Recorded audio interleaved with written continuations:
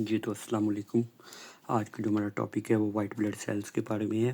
तो white blood sales क्या होता है, हमारी बॉडी की इम्यूनिटी में इम्पोर्टेंट रोल प्ले करते हैं। तो इनकी जो क्वांटिटी होती है हमारी बॉडी में वो 7,000 पर माइक्रोलीटर होती है इन ब्लड।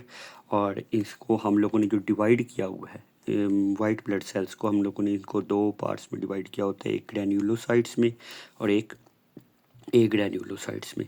ग्रैन्युलोसाइट्स में छोटे छोटे ग्रैन्यूल्स होते हैं, जबकि ग्रैन्युलोसाइट्स होते हैं वो ग्रैन्यूल्स के बगैर होते हैं। तो ग्रैन्युलोसाइट्स की बात करें तो इसमें हमारे पास न्यूट्रोफिल्स, योसिनोफिल्स, बेसोफिल्स आ जाते हैं। जबकि ए ग्रैन्युलोसाइट्स में हमारे पास मोनोसाइट्स एंड लिम्फोसाइट्स आ जाते हैं। अब इनकी क्वांटिटी की बात करें कि ये कितने कितने परसेंट पड़े हुए होते हैं या बॉडी में हमारे पाए जाते हैं as compared to in white blood cells के। मतलब ये जो परसेंटेज है ना, ये बॉडी की ये जो लिखी हुई है, ये वाइट ब्लड सेल्स की कितने परसेंट टाइप की होती हैं कि उसमें हमारे पास न्यूट्रोफिल्स जो होती है वो 62% होती है, 30% लिम्फोसाइट्स होते हैं, योसिनोफिल हमारे पास 2.3% होंगे, बेसोफिल्स जो होंगे वो हमारे पास 0.4% होते हैं, और मोनोसाइट्स जो होते हैं हमारे पास 5.3% होते हैं। तो इसमें जो सबसे ज़्यादा क्वांटिटी में कौन से होते हैं, न्यूट्रोफिल्स, और उसके बाद कौन से आते हैं, लिम्फोसाइट्स। तो ये दोनों मिलकर, न्यूट्रोफिल्स और लिम्फोसाइट्स मिलकर ये तकरीबन 92% बना रहे हैं। तो उसके बाद बाकी जो आते हैं उसमें 2.3 योसिनोफिल्स आ गए, 0.4 बेसोफिल्स आ गए, और उसके बाद 5.3 आ गई हमारे पास आते हैं मोनोसाइट्स आते हैं। तो अब इनका ओरिजिन देख लें कि ये बनते कहाँ पे हैं, और फिर ये एट द एंड तो इन लोगों ने जाना टिश्यूज़ पे ही होता है। क्यों टिश्यूज़ पे इसलिए जाना होता है कि क्योंकि इंजरी वगैरह या कोई भी मसला होता है तो वो कहाँ पे होता है, वो टिश्यूज़ में ही होता है। तो एट द एंड इन्होंने पहुँचना टिश्यू पे ही होता है, लेकिन बनते कहाँ पे और किस तरीके से ट्रैवल करके जाते हैं तो ये हम बात कर लेते हैं आगे। तो आगे हम लोग बात करें तो न्यूट्रोफिल्स, योसिनोफिल्स, बेसोफिल्स एंड मोनोसाइट्स ये कहाँ पे बन रहे हैं, ये बन रहे हैं हमारे पास बोन मैरो में। बोन मैरो में बनेंगे, उसके बाद फिर ट्रांसफ़र हो जाएंगे हमारे पास ब्लड में जाते हैं। तो जो न्यूट्रोफिल्स हो गए, इयोसिनोफिल्स और बेसोफिल्स होते हैं, ये 4 से 8 घंटे तक ब्लड में रहते हैं, जबकि जो मोनोसाइट्स हैं वो 10 से 20 घंटे रहते हैं ब्लड में। और ये फिर उसके बाद ट्रांसफ़र हो जाते हैं टिश्यूज़ में ट्रांसफ़र होंगे। तो ये जो ग्रैन्युलोसाइट्स की 3 टाइप्स हैं, इनका ये रहेंगी 4 to 5 डेज़ इन दिस, ये इसमें रहती हैं टिश्यूज़ में। जबकि जो मोनोसाइट है ये रहती है अराउंड मंथ्स रह जाती है। और उसके बाद अगर हम बात करें लिम्फोसाइट्स की, तो लिम्फोसाइट्स हमारे पास बनेंगे लिम्फोजिनस टिश्यूज़ में, फिर उसके बाद ट्रांसफ़र होंगे लिम्फ में, लिम्फ से फिर जाएंगे ब्लड में, ब्लड से फिर आएंगे टिश्यू में। तो आना एट द एंड इन्होंने भी टिश्यूज़ में ही है, लेकिन क्या, इनका पहले लिम्फ में जाएंगे, फिर ब्लड में, फिर टिश्यूज़ में। और एक और चीज़, ये बोन मैरो में नहीं बनते। पीछे वाइट रेड ब्लड सेल्स के टॉपिक में भी हम लोगों ने इसको डिस्कस किया हुआ है कि ये लिम्फोजिनस टिश्यूज़ में बन रहे होते हैं। बाकी जबकि बाकी ब्लड की टाइप्स जितनी भी हैं वो कहाँ पे बन रही होती हैं, वो बोन मैरो में बनती हैं। तो उसके बाद आगे हम बात करें तो इनका, इन लोगों के काम इन लोगों ने कैसे करना होता है। तो सबसे पहले हम न्यूट्रोफिल्स की बात करते हैं। तो न्यूट्रोफिल्स ने क्या करना होता है, प्रोवाइड डिफेंस तो इन्होंने देना ही देना है। कैसे, provide defence bye mainly by phagocytosis करते हैं। कोई फॉरेन इन्वेडर आता है, कुछ ये लेट्स सपोज ये फॉरेन इन्वेडर आया तो इसके ऊपर न्यूट्रोफिल्स लगा और इसकी फैगोसाइटोसिस कर दिया। ये फॉरेन इन्वेडर आया, न्यूट्रोफिल लगा और उसकी फैगोसाइटोसिस कर गया, फैगोसाइटोसिस करके इसको ख़त्म कर दिया। तो ये कहाँ पे करेंगे, ब्लड में भी करेंगे और टिश्यूज़ में भी कर सकते हैं। और आगे हम बात करें इयोसिनोफिल्स की, तो इयोसिनोफिल्स का मेन रोल प्ले करते हैं एलर्जिक रिएक्शंस में और या फिर एंटी पैरासाइटिक। और ये क्या होते हैं, ये एंटी पैरासाइटिक होते हैं, पैरासाइट्स के खिलाफ ये काम करने वाले होते हैं और मेड्यूलेशन कर रहे होते हैं, मेड्यूलेशन ऑफ इन्फ्लेमेटरी रिस्पॉन्स। ये क्या करते हैं, ये मॉड्यूलेशन ऑफ इन्फ्लेमेटरी रिस्पॉन्स ये इसको इन्फ्लेमेशन के रिस्पॉन्स को क्या कर रहे होते हैं, तेज़ कर रहे होते हैं, मेड्यूल कर रहे होते हैं। कौन? इयोसिनोफिल्स। उसके बाद हम बात करते हैं बेसोफिल्स की। तो बेसोफिल्स भी एलर्जिक रिएक्शन का काम करते हैं और क्या रिलीज़ कर रहे होते हैं, रिलीज़ करते हैं हिस्टामीन, जो कि एलर्जी इन्फ्लेमेशन प्रोसेस को टर्न ऑन कर देता है, जो एक तरह से फैक्टर है इन्फ्लेमेटरी प्रोसेस को स्टार्ट करने का। कौन कर रहा होता है? बेसोफिल्स कर रहे होते हैं। क्या रिलीज़ करते हैं? हिस्टामीन। हिस्टामीन कौन रिलीज़ करता है? बेसोफिल रिलीज़ करता है। और हिस्टामीन का क्या काम है? इन्फ्लेमेटरी प्रोसेस को टर्न ऑन करना। तो उसके बाद हमारे पास अगला जो है, अगले हमारे पास आ जाता है मोनोसाइट्स। मोनोसाइट्स का क्या काम है? मोनोसाइट्स भी हमारे पास फैगोसाइटोसिस कर रहे होते हैं। लेकिन क्या है, फैगोसाइटोसिस ये कहाँ पे करते हैं? ये करते हैं टिश्यूज़ में। लेकिन और न्यूट्रोफिल्स कहाँ पे करते हैं? न्यूट्रोफिल्स ब्लड और टिश्यूज़ दोनों में कर रहे होते हैं। ये आगे फर्दर डिटेल में पढ़ेंगे तो आपको ज़्यादा समझ आ जाएगी फैगोसाइटोसिस के टाइप चैप्टर में, टॉपिक में, सॉरी। तो उसके बाद लिम्फोसाइट्स की बात करें तो लिम्फोसाइट्स क्या करते हैं? लिम्फोसाइट्स की अब हमारे पास दो टाइप्स हैं। लिम्फोसाइट्स हमारे पास एक बी सेल होते हैं या फिर और एक टी सेल्स होते हैं। टी सेल लिम्फोसाइट्स और बी सेल लिम्फोसाइट्स। और ये दोनों क्या करते हैं? ये B cell lymphocytes antibody protection का काम करते हैं और ये क्या करते हैं? टी सेल्स क्या करते हैं? टी सेल साइटोटॉक्सिन्स को किल करते हैं। अच्छा जी, और इसके बाद आगे एक और main important cheese, white blood sales stored in bone marrow क्या होते हैं? ज़्यादा होते हैं, 3 गुना ज़्यादा होते हैं, जो सर्कुलेट कर रहे होते हैं ना ब्लड में, उससे 3 गुना ज़्यादा होते हैं। कहाँ पे पड़े होते हैं? बोन मैरो में। बोन मैरो में ज़्यादा स्टोर्ड फॉर्म में red blood cells are in more quantity than circulating white blood cells. और उसके बाद हमारे पास जो आगे टॉपिक आ रहा है वो हमारे पास फैगोसाइटोसिस का आ रहा है। तो फैगोसाइटोसिस क्या होती है? फैगोसाइटोसिस की बात करें तो फैगोसाइटोसिस हमारे पास सेलुलर इंजेक्शन को कहते हैं। सेलुलर इंजेक्शन को कहते हैं। फॉर एग्जांपल लेट्स सपोज हमारे पास कोई बैक्टीरिया आता है, वायरस आया या पैरासाइट आया बॉडी के अंदर, तो क्या करते हैं फिर? कोई toxin inflamed degenerated tissues and complement complex, ये क्या करते हैं? ये 3 फैक्टर्स हैं। टॉक्सिन रिलीज़ कर देते हैं या इन्फ्लेम्ड डिजेनरेटेड टिश्यूज़ या कॉम्प्लीमेंट कॉम्प्लेक्स ये रिलीज़ करते हैं। ये बैक्टीरिया वगैरह आके इन फैक्टर्स को ना एक्टिव करते हैं। तो ये फैक्टर्स क्या करेंगे? ये फैक्टर कीमोटैक्सिस करवाएंगे। कीमोटैक्सिस होती है attraction of white blood sales. Chemotaxis क्या होगी? वाइट ब्लड सेल्स की क्या करवा देगी? अट्रैक्शन करवाएगी अपनी तरफ, खींचेंगे ये तीनों ये फैक्टर्स। तो ये देखिए, ये अगर मैकेनिज़्म है, ये मैं आपको इस तरह समझाता हूँ। ये आगे पहले पढ़ लेते हैं अभी। कीमोटैक्सिस करवाएंगे तो क्या होगा? न्यूट्रोफिल्स और मोनोसाइट्स जो होंगे वो रिलीज़ होंगे। ये देखिए, ये पड़ा हुआ है न्यूट्रोफिल या मोनोसाइट पड़ा हुआ है कोई। तो इसने क्या किया है? ये हमारे पास कोई फॉरेन इन्वेडर आया है, फॉरेन इन्वेडर आया तो उसको भाईजान उसने क्या किया है? टॉक्सिन रिलीज़ करवाया या कोई फैक्टर रिलीज़ करवा के ना इन तीनों में से कीमोटैक्सिस करवा दिए, अपनी तरफ अट्रैक्ट करने लग पड़े। जब अट्रैक्ट करेगा तो ये भाई बड़े स्कूल में पड़े हुए थे हमारे पास, ये जो न्यूट्रोफिल हो गया या मैक्रोफेज हो गया, तो ये बड़े स्कूल में पड़े थे। इन लोगों की मूवमेंट स्टार्ट हो गई तो ये अपनी एंडोथेलियल लाइनिंग की तरफ जाने लग पड़ेंगे। ये अपनी ब्लड से ये वेसल की तरफ जब आएंगे, एंडोथेलियल सेल्स के पास आएंगे, तो एंडोथेलियल सेल्स क्या करेंगे? इनके ऊपर ना, एंडोथेलियल सेल्स के ऊपर एडिशन मॉलिक्यूल्स लगे होते हैं, intracellular adhesion molecule, ICAM, intracellular adhesion molecules लगे होते हैं। तो वो क्या करते हैं? वो अटैच करवा लेते हैं अपनी इसकी वाल्स के साथ अटैच होंगे, और इसकी वाल्स के साथ अटैच हो के ना सेल जो होगा वो ये मैक्रोफेज हो गया या फिर न्यूट्रोफिल, वो स्क्वीज़ होके ना निकल आएगा। ये देखें, जिस तरह स्क्वीज़ होके बाहर निकलेगा। बाहर निकल के फिर भाई हमारे पास क्या हो गया? एमेमॉइड मूवमेंट करके ये चले जाएंगे किसके ऊपर? ये चले जाएंगे फॉरेन इन्वेडर के ऊपर। फॉरेन इन्वेडर के ऊपर पहुंच गए। ये देखिए, डायप्टेसिस होगी। डायप्टेसिस क्या होती है? स्क्वीजिंग थ्रू पोर्स से निकलने को डायप्टेसिस करके ये एमेवॉइड मूवमेंट करेंगे बाहर निकल के, और ये पहुंच जाएंगे कीमोटैक्टिक सोर्स तक पहुंच जाएंगे। और वहाँ पे जाके क्या करेंगे? वहाँ पे जाके ये फैगोसाइटोसिस कर देंगे। फैगोसाइटोसिस क्या होता है? फैगोसोम बना देंगे, लाइजोसोम आएंगे, पेरोक्सिसोम आएंगे, और इसके इर्द गिर्द लेयर बना के ना इस फॉरेन इन्वेडर को ख़त्म कर देंगे।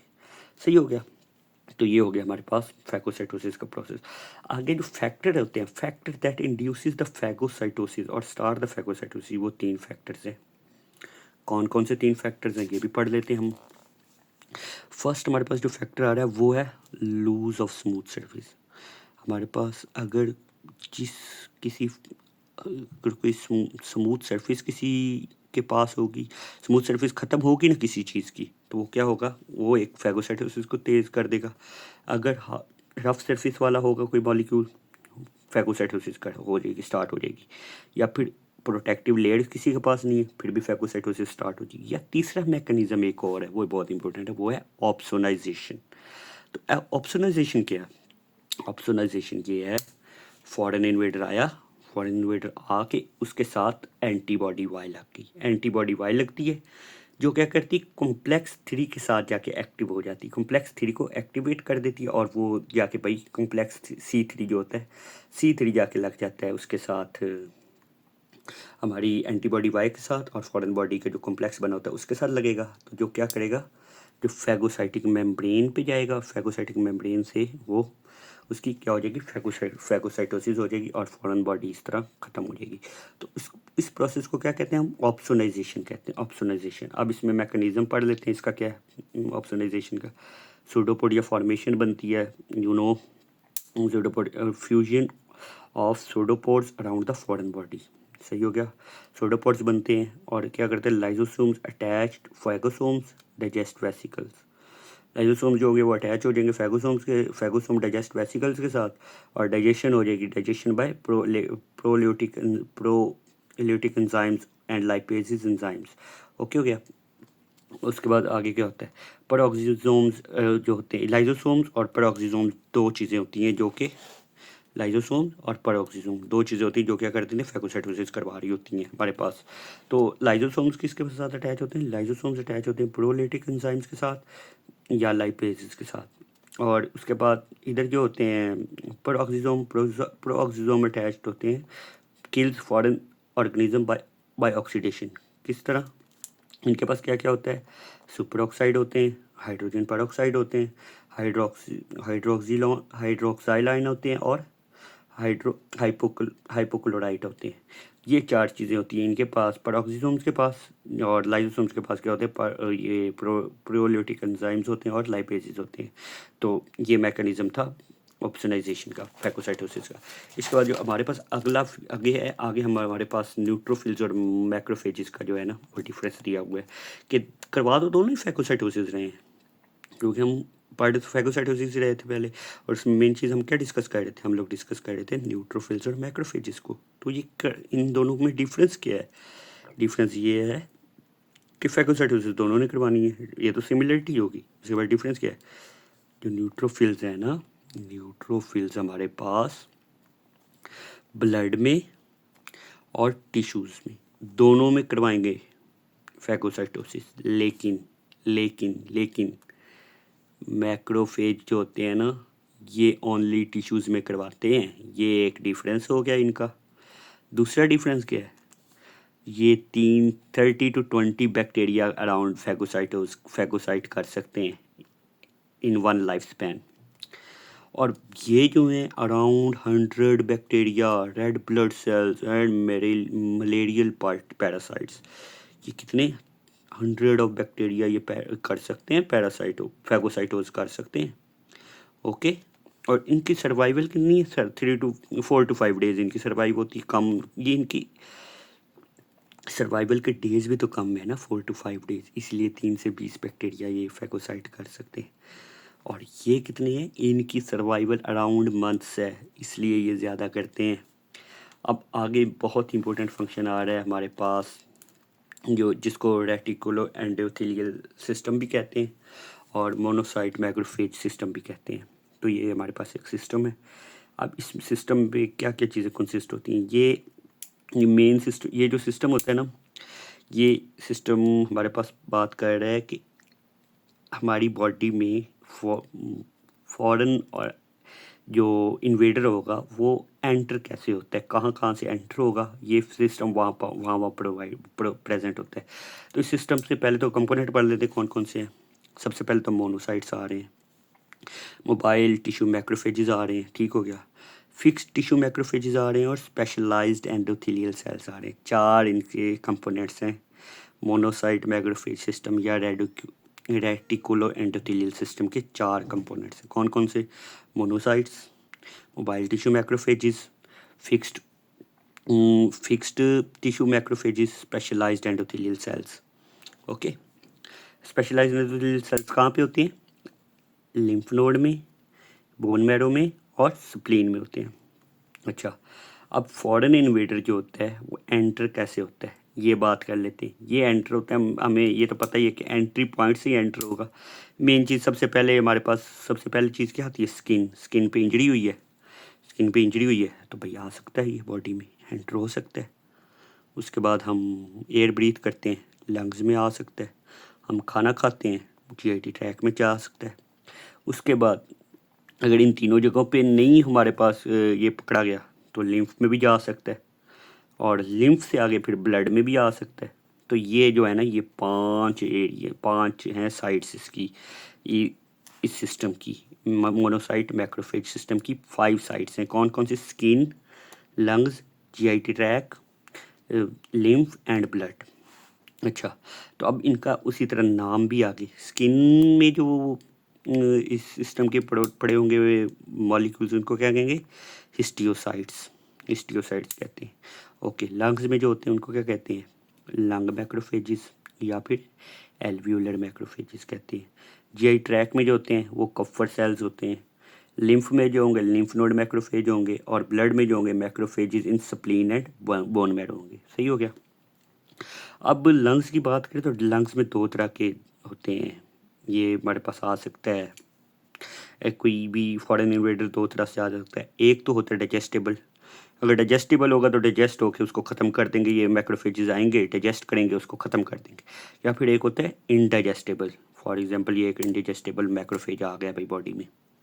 अब इसको क्या करना है? इसके ऊपर भाई मैक्रोफेज आएंगे, कुछ इधर से लगेंगे, कुछ इधर से लगेंगे, तो जाइंट सेल कैप्सूल टाइप बना देंगे। कैप्सूल टाइप बना दिया और इसके इर्द गिर्द एक लेयर बना के ना, ताकि ये फैल ना सके, इसको फैलने से बचाने के लिए ना एक कैप्सूल टाइप लेयर बना देते हैं इसके इर्द गिर्द। तो ये कौन से होते हैं? ट्यूबरक्लोसिस में आते हैं, स्लीका डस्ट में आते हैं, और कार्बन पार्टिकल्स आते हैं। ये 3 जो होते हैं ये इनडाइजेस्टिबल हैं। तो आगे कुफर सेल्स के, कुफर सेल्स हमारे पास ना लीवर में प्रेजेंट होते हैं। कुफर सेल कहाँ पर होते हैं? लीवर में। लीवर में होंगे तो फिर लीवर से उसके बाद इंटेस्टाइन में जाएंगे, डाइजेस्ट हो जाएंगे, सॉरी, डाइजेस्ट होने के बाद पोर्टल सर्कुलेशन में जाके ये जो है ये इनको ख़त्म कर देते हैं। उसके बाद आगे लिम्फ की बात करें, लिम्फ क्या करते हैं? Lymph node macrophage. लिम्फ में एक होता है एफेरेंट, एफेरेंट होता है ऊपर एंट्रेंस पॉइंट।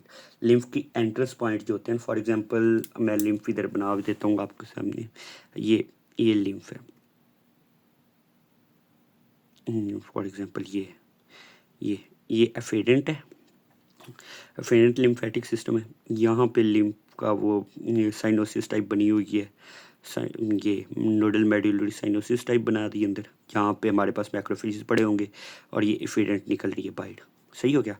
तो यहाँ पे ना एंटर हुआ है फॉरेन इन्वेडर, यहाँ पे आया तो यहाँ पे मैक्रोफेज पड़े हुए हैं, यहाँ मैक्रोफेज पड़े हैं तो ये इसको ये ख़त्म कर देंगे। मैक्रोफेज आएंगे, ख़त्म करेंगे फॉरेन इन्वेडर को, और एफेरेंट लिम्फोसाइट से निकल जाएंगे। सही हो गया।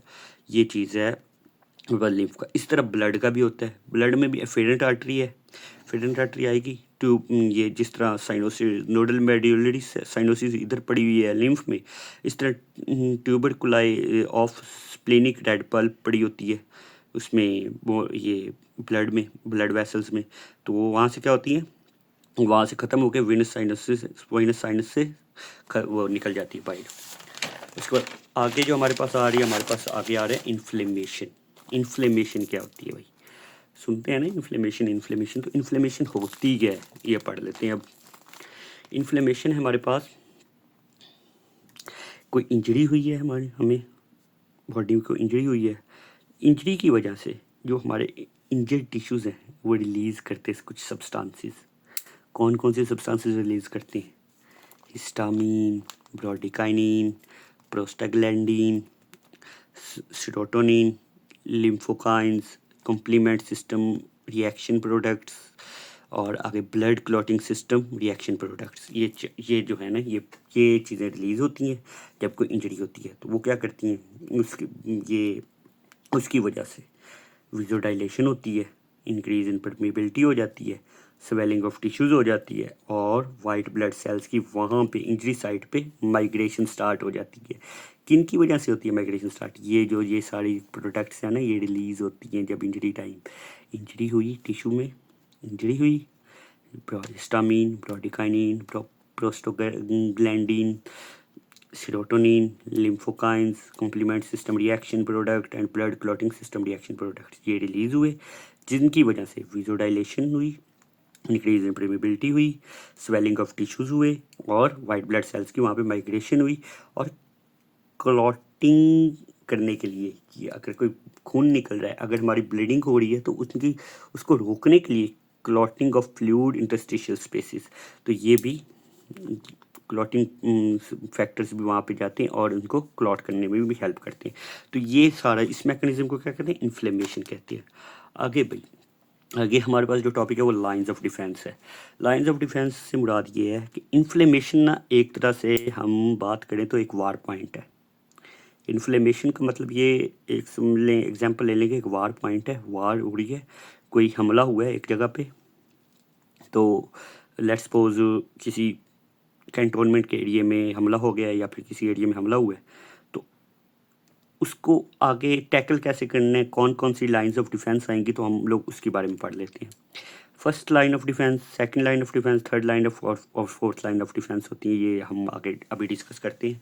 तो सबसे पहले भाई क्या हुआ है, हमला हुआ है, उसके में क्या होगा, जो मोबाइल आर्मी होती है, लेट्स सपोज हमारे पास टिश्यू मैक्रोफेज जो पड़े होंगे, जहाँ पे टिश्यू में हमला हुआ है ना, तो जिस टिश्यू पे हमला होगा, तो वहाँ पे जो मैक्रोफेज पड़े होंगे वो फर्स्ट हॉर के अंदर अंदर भाईजान वो एक्टिव होंगे और साइज़ अपना इंक्रीज़ करके ख़त्म करने लग पड़ेंगे, वो उस इन्फ्लेमेशन के खिलाफ या फॉरेन इन्वेडर के खिलाफ अपनी इम्यूनिटी को प्रोड्यूस करके उसको इसको डिस्ट्रॉय करने का काम करेंगे। अगर वो नहीं होता ख़त्म, तो फिर सेकंड लाइन ऑफ डिफेंस आती है।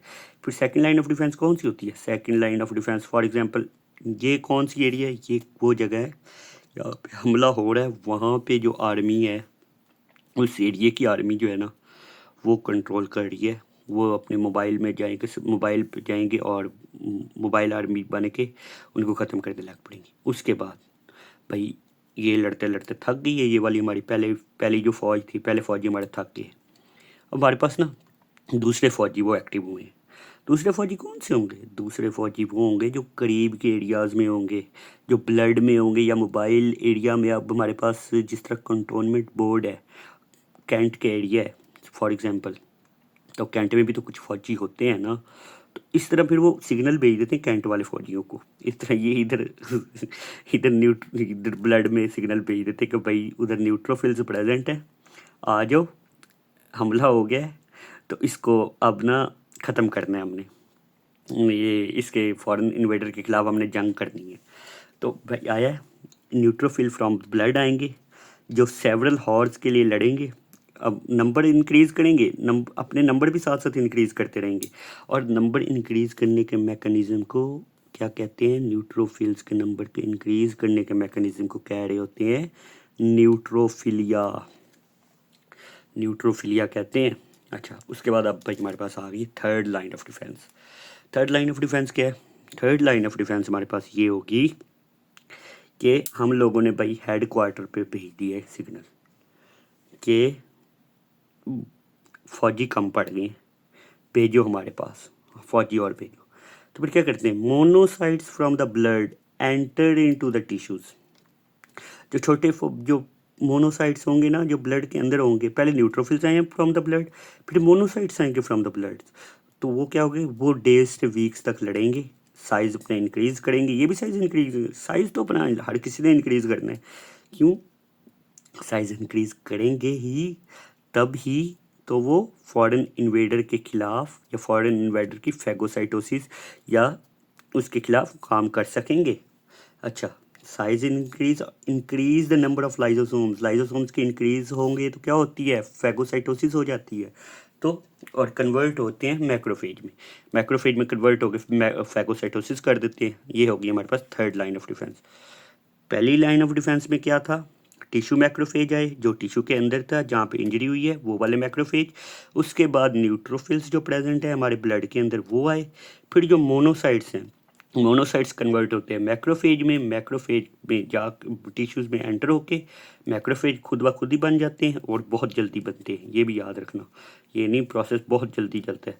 और फॉरेन मैक्रोफेज बन के क्या करेंगे, उसकी फॉरेन इन्वेडर की फैगोसाइटोसिस को स्टार्ट कर देंगे। और अगर अभी भी अगर कोई हाई हमारे पास आगे कोई डिजीज़ हुई है या फिर कोई बड़ा फॉरेन इन्वेडर आया है, तो उसके लिए फिर फोर्थ लाइन ऑफ डिफेंस भी एक्टिव करनी पड़ेगी। फिर भाई GHQ में जाना पड़ेगा, GHQ वालों को बताना पड़ेगा कि भाई आवाम को भी भर्ती करने लग पड़ो कि फौजी कम पड़ गए हमारे। अब जो आम आवाम है ना, उसको भी कह दो कि आ जाए, एंटर हो जाए, हमारी आर्मी को ज्वाइन कर ले। तो क्या करेंगे, ग्रेन्युलोसाइट्स जो होंगे वो नंबर ऑफ इंक्रीज हो जाएंगे, और plus monocytes production from the bone marrow में नए फौजियों की प्रोडक्शन स्टार्ट हो गई है भाई, ग्रेन्युलोसाइट्स और मोनोसाइट्स की। जो कि कब तक, जो अगर हमारे पास ये रहती है ना, कोई बीमारी मंथ थ्रू ईयर रहती है, तो फिर ये फोर्थ लाइन ऑफ डिफेंस हमारे पास एक्टिव होती है। अच्छा जी, वॉलिंग ऑफ इफेक्ट ऑफ इन्फ्लेमेशन। ये वॉलिंग ऑफ इफेक्ट ऑफ इन्फ्लेमेशन ये है, ये एक तरह से ना, ये वॉलिंग ऑफ इफेक्ट ये होगा कि हम लोगों ने ना, ये जो हमारे 4 लाइन ऑफ डिफेंसेस हैं, इन लोगों ने ना हमारे इन्फेक्शन को फैलने नहीं देना। इनका क्या काम है, इनको रोक के रखते हैं। किस मैकेनिज्म से रोक के रखते हैं, विथोडाइलेशन करके, सही हो गया, परमेबिलिटी को इंक्रीज करके। Fibrinogen moves in the interstitial spaces. Fibrinogen क्या है, लास्ट लेक्चर में भी बताया, ये है क्लॉटिंग फैक्टर है, क्लॉटिंग फैक्टर है। तो सही हो गया। उसके बाद क्या होता है, क्लॉटिंग फैक्टर है तो टिश्यू स्पेसिस एंड अच्छा, फिब्रोनोजिन भी चला गया। Tissue spaces and lymphatics are blocked by fibrinogen clots. सही होगा, टिश्यू स्पेसिस जो होती हैं वो क्लोज हो जाती हैं, यहाँ से हमारे पास ये फॉरेन इन्वेडर बाहर भी जा सकते हैं ना, तो इनको क्लॉट बना के उनको रोक देते हैं, भाई आप उधर ही स्टॉप हो जाओ। तो अब ये ना 2 चीज़ें हैं, अगर तो कोई सख्त वाला, अगर कोई चीज़ की टॉक्सिसिटी ज़्यादा है, फॉर एग्जांपल स्टेफिलोकोकाई है, स्टेफिलोकोकाई, सॉरी, ये एक्सप्लेनेशन, ये बोलने में थोड़ा मसला है, स्टेफिलोकोकाई। तो इसमें क्या है, टॉक्सिसिटी इंक्रीज होगी, ठीक हो गया, और इससे क्या होगा, इम्यूनिटी तो हमारी बहुत तेज़ हो जाएगी, मतलब बहुत स्पीड में वॉलिंग ऑफ इफेक्ट कर लेगी कि बहुत जल्दी से वाइट ब्लड सेल जो है ना हाईली एक्टिव हो जाएंगे। तो और दूसरी तरफ है स्ट्रेप्टोकोकाई, जिसकी टॉक्सिसिटी कम होती है, उसमें क्या होगा, वॉलिंग ऑफ इफेक्ट जो है ना वो थोड़ा स्लो होगा। अब इसमें एक और चीज़ भी याद रखना, एक और चीज़ बहुत ही इंपॉर्टेंट चीज़ ये है कि स्टेफिलोकोकाई जो होती है, स्टेफिलोकोकाई में बॉडी को कम नुकसान होता है। क्योंकि हमारी जो वाइट ब्लड सेल्स होते हैं वो हाईली एक्टिव होते हैं, वॉलिंग ऑफ इफेक्ट को बहुत जल्दी बना लेते हैं, वॉलिंग ऑफ कर लेते हैं, लेकिन स्ट्रेप्टोकोकाई में इतने एक्टिव नहीं होते हमारे वाइट ब्लड सेल्स, तो जिसकी वजह से हमारी बॉडी को ज़्यादा नुकसान हो सकता है। ये जो होते हैं स्ट्रेप्टोकोकाई आर मोर डेंजरस।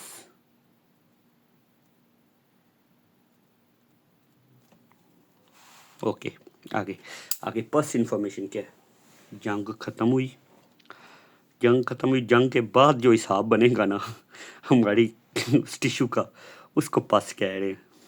अच्छा क्या है भाई, डेड फॉरेन ऑर्गेनिजम्स, सही हो गया, उनके दुश्मन के मरे हुए फौजी, हमारे अपने शहीद हुए फौजी डेड न्यूट्रोफिल्स एंड मैक्रोफेजेस जो होते हैं, सी हो गया। उसके बाद डेड नेक्रोटिक टिश्यूज़, जो टिश्यूज़ भी तो भाई डेड होते हैं ना वहाँ पे, और टिश्यू फ्लूइड। तो ये क्या है, ये इसका जो बना हुआ जो फ्लूइड टाइप होगा ना उसको हम पस कह रहे होते हैं। और ये कब होती है? इन्फेक्शन के बाद होती है, इन्फेक्शन के बाद हो रही होती है। सही हो गया। आगे चलते हैं भाई। आगे हमारे पास आ रहा है ईओसिनोफिल्स। ईओसिनोफिल्स क्या है? ईओसिनोफिल्स हमारे पास क्या करते हैं?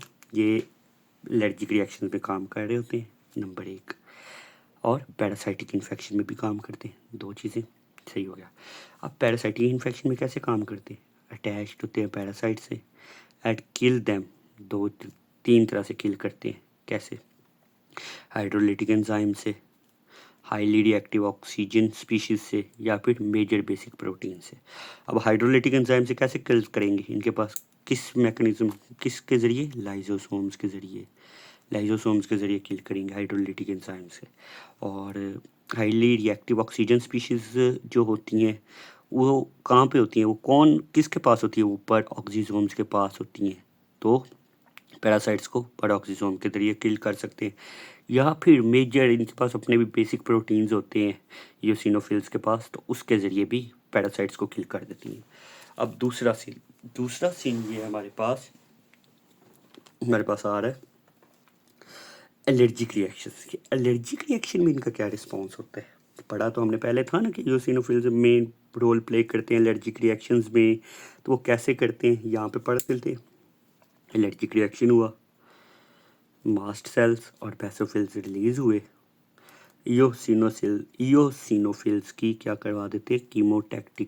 कीमोटैक्टिक फैक्टर्स को रिलीज करा देते। ईओसिनोफिलिक कीमोटैक्टिक फैक्टर्स ये होते हैं कि भाईजान ईओसिनोफिल को अपनी तरफ इंट्रैक्ट करने वाले, अपनी तरफ खींचने वाले जो फैक्टर्स होंगे उनको कहते हैं ईओसिनोफिल कीमोटैक्टिक फैक्टर। और वो कौन से हैं? वो एक मास्ट सेल है और एक है बेसोफिलिक सेल्स। ओके हो गया। हाँ, तो ये क्या करेंगे? Eosinophil accumulate at allergic sites पे चले जाएंगे और वहाँ पे क्या होगी? Detoxification of inflammatory mediators. सही हो गया। उधर इन्फ्लेमेटरी मेडिएटर्स जो इन्फ्लेमेशन को फैला रहे हैं उनकी डिटॉक्सिफाई कर देंगे। और या फिर phagocytosis of allergen antibody complex, जो एलर्जी का और एंटीबॉडी का कॉम्प्लेक्स बना हुआ है ना उसको पहचान तोड़ देंगे, तोड़ के या फिर फैगोसाइटोसिस कर देंगे, खा के ख़त्म कर देंगे। क्या होगा? प्रिवेंट, इन दोनों प्रोसेसेस के ज़रिए क्या हो जाएगा? Prevent spread of local inflammatory processes. Okay. इसके बाद आगे जो हमारे पास आ रहा है वो बेसोफिल्स आ गया एंड मास्ट सेल्स आ गया। बेसोफिल्स और मास्ट सेल्स की बात करते हैं तो क्या होता है? फॉर एग्जांपल एलर्जिन आया, सही हो गया, उसने क्या किया? वो किस पे लगा? वो बी सेल्स पे लगा। बी सेल क्या है? ये लिम्फोसाइट्स क्या है? लिम्फोसाइट्स की एक टाइप है। तो ये वो नेक्स्ट चैप्टर में हम डिस्कस करेंगे। ये फर्स्ट एक्सपोजर हो रहा है, ये याद रखना। फर्स्ट एक्सपोजर में क्या हुआ? एलर्जिन आया, बी सेल्स पे लगा, क्या हुआ? और क्या हुआ उसके साथ जो है ना भाई, प्लाज्मा सेल्स ने मास्ट सेल्स और बेसोफिल्स पे ना ये क्या होगी? ये एलर्जिन और एंटीबॉडी कॉम्प्लेक्स बन गया और वो कहाँ पे लग गया? मास्ट सेल और बेसोफिल्स पे ऊपर लग गया। ठीक हो गया। यहाँ पे ना एक तरह से पहली स्टोरी ख़त्म हो गई है। अनटिल एंड अनलेस क्या होता है? सेकंड एक्सपोजर नहीं होता एलर्जिन का। जब सेकंड एक्सपोजर होगा भाई तब क्या होना है? तब इन्होंने ना ये जो ग्रैन्यूल्स पड़े हुए हैं मास्ट सेल्स और बेसोफिल्स के अंदर, इन्होंने हो जाना रिलीज कैसे होंगे? ये डायरेक्ट आके ना, ये जो एलर्जी है डायरेक्ट आके सेकंड एक्सपोजर में लग जाएगा इसके ऊपर, एंटीबॉडी कॉम्प्लेक्स के ऊपर। जो एंटीबॉडी और बेसोफिल्स का कॉम्प्लेक्स बना हुआ है डायरेक्ट इसके ऊपर लगेगा और भाई रिलीज हो गया। रिलीज हुआ, उसने क्या किया? हिस्टामिन, ब्रोडिकाइनिन, स्लो रिएक्टिंग सब्सटेंसेस और हेपारिन और सेरोटोनिन को रिलीज़ करवाया, जिसने क्या किया? विजोडाइलेशन करवा ली इन तीनों ने हिस्टामिन, ब्रोडिकाइनिन ने, स्लो रिएक्टिंग सब्सटेंस ने और हेपारिनोसिटोटिनिन ने क्या किया, एंटी इन्फ्लेमेटरी इफेक्ट को रिलीज कर दिया। अच्छा क्या होता है इनसे, क्या होता है, ब्रोंको कंस्ट्रिक्शन होती है और ब्रोंको कंस्ट्रिक्शन के साथ साथ फिर क्या होता है, उसके उसके उसके बाद फिर वही पुराना मैकेनिज्म के ईओसिनोफिल्स रिलीज होंगे और ईओसिनोफिल्स क्या करेंगे, इन दोनों को इन्फ्लेमेशन को ख़त्म कर देते हैं। इसके बाद अब आगे दो डिजीज़ आएंगी, एक ल्यूकोपिनिया होती है। ल्यूकोपिनिया क्या होती है, ल्यूकोपिनिया किसी पिनिया होता है किसी भी चीज़ का खत्म की कमी को कहते हैं। तो ल्यूकोपिनिया क्या होगा, डिक्रीज इन WBCs। तो ये क्यों होते हैं, किस वजह से हो जाते हैं, ये होते हैं एक्स रेज की वजह से, गैमा रेज, बेंजीन या एंथ्रासीन न्यूक्लियाई या कोई भी इस तरह का जो भी मसला बन जाता है, तो उससे क्या होती है, बोन मैरो हमारी डैमेज हो जाती है, जिससे क्या होती है, decrease in the production of white blood sales होती है, जिससे इम्यूनिटी हमारी कम हो जाती है। और नॉर्मल बैक्टीरियल फ्लोरा जो हमारी बॉडी के अंदर भी प्रेजेंट होते हैं, इंटेस्टाइन्स में प्रेजेंट होते हैं, वो क्या करते हैं, वो भाईजान वो इन्फेक्शन काज कर देते हैं। हालांकि पहले वो इन्फेक्शन काज नहीं करते, क्योंकि हमारी बॉडी की इम्यूनिटी स्ट्रांग होती है और वो अगर हाईली एक्टिव होने लगे तो बॉडी उसको ख़त्म कर देती है। तो जब ये इन्फेक्शन काज करेंगे हमारी बॉडी के अपनी बैक्टीरियाज, तो क्या होगी, डेथ काज हो जाएगी। अब इसकी जो है ट्रीटमेंट कैसे होता है, ट्रीटमेंट इसका हमारे पास है भाईजान, stop the triggering factor. Triggering factor कौन से थे हमारे पास, एक्स रेज वगैरह को स्टॉप करो, एक चीज़। और दूसरा क्या है, बोन मैरो ट्रांसप्लांट। ये इतना ज़्यादा मतलब कामयाब तो नहीं होता, लेकिन फिर भी अगर हो जाए तो इंसान बच जाता है किसी। हाँ, उसके बाद आगे आता है ल्यूकीमियास, ये दूसरा है। एक बार मेरे पास पहले क्या था, लिकोपिनिया, दूसरा था हमारे पास, अब हमारे पास आ रहा है ल्यूकीमिया। ल्यूकीमिया में क्या होता है, जिन वाइट ब्लड सेल्स की प्रोडक्शन इंक्रीज हो जाती है। अब वाइट ब्लड सेल्स की इतनी भी प्रोडक्शन इंक्रीज नहीं करनी कि वो नुकसानदेह बन जाए, ठीक हो गया, क्योंकि किसी भी चीज़ की ज़्यादा ग्रोथ कैंसर काज करती है। कैंसरियस म्यूटेशन इन मेलोजेनियस और lymphogenous cells cause increase in the white blood cells protection, जिससे क्या होता है, कैंसरियस सेल्स क्या करते हैं, invade the normal bone, become weak. और जब हमारी बोन नॉर्मल बोन मैरो में जाएंगे, कैंसर सेल्स हमारी बोन मैरो में चले जाते हैं, क्या करेंगे, वो उसको पहचान वीक कर देंगे, वीक करके फ्रैक्चर काज कर देंगे और रेड ब्लड सेल्स कम हो जाएंगे और प्लेटलेट्स की प्रोडक्शन भी कम हो जाएगी। तो जिससे क्या होगी, हमारी ब्लीडिंग जो है, इन्फेक्शन, लेटरली ब्लीडिंग इन्फेक्शंस जो होंगे वो होंगे, सही हो गया। और उसके बाद क्या होते हैं, ये ब्लड सेल्स इंक्रीज हो जाएंगे, वाइट रेड ब्लड सेल्स कम हो जाएंगे, प्लेटलेट्स कम हो जाएंगे, वही बात जो ऊपर की हुई है उसी की बात की हुई है। तो आगे ल्यूकीमिया दो टाइप के होते हैं, एक मेलोजेनियस ल्यूकीमिया होता है, ये अगर बोन मैरो में हो जाए, और एक होता है लिम्फोजेनियस ल्यूकीमिया, ये अगर वो लिम्फोसाइट्स में हो जाए। तो अगर हमारे पास बोन मैरो भी होता है मेलोजेनियस ल्यूकीमिया, उसको कहते हैं मेलोजेनियस ल्यूकीमिया। उसमें क्या होता है, लिम्फ नोड, स्प्लीन और लीवर डैमेज होता है। और अगर इधर हो जाए लिम्फोजेनियस ल्यूकीमिया में, तो B and T cell T lymphocytes जो होते हैं वो डैमेज होते हैं, सही हो गया। अब बोन मैरो में कौन कौन से प्रोड्यूस हो रहे हैं, न्यूट्रोफिल, यूसिनोफिल और बेसोफिल ल्यूकीमिया, ये तीन तरह के ल्यूकीमिया हो सकते हैं, क्योंकि ये तीनों वहाँ पे प्रोड्यूस हो रहे होते हैं, ठीक हो गया। और अगर डिफ्रेंशिएशन इंड्यूसर या डिफ्रेंशिएट हो जाए ना हमारे से, तो फिर तो इतना ख़तरनाक नहीं होगा, फिर तो पार्शली डिफ्रेंशिएटेड ल्यूकीमिया हो जाएगा और इतना मतलब मसला नहीं बनेगा और हम लोग इनका कुछ वो ट्रीटमेंट कर लेंगे। लेकिन अक्सर ये डिफ्रेंशिएट ही नहीं हो सकता, पता ही नहीं चलता कि कौन सा ल्यूकीमिया हुआ है, तो फिर क्या होता है, वो अनडिफ्रेंशिएटेड होता है, जो ज़्यादा ख़तरनाक होता है। और ये लिम्फोजेनियस जो होता है वो लिम्फोइड सेल्स होते हैं। इस तरह हमारा ये चैप्टर ख़त्म हुआ। अल्लाह हाफिज़, चैनल को सब्सक्राइब कर दे, बाय बाय।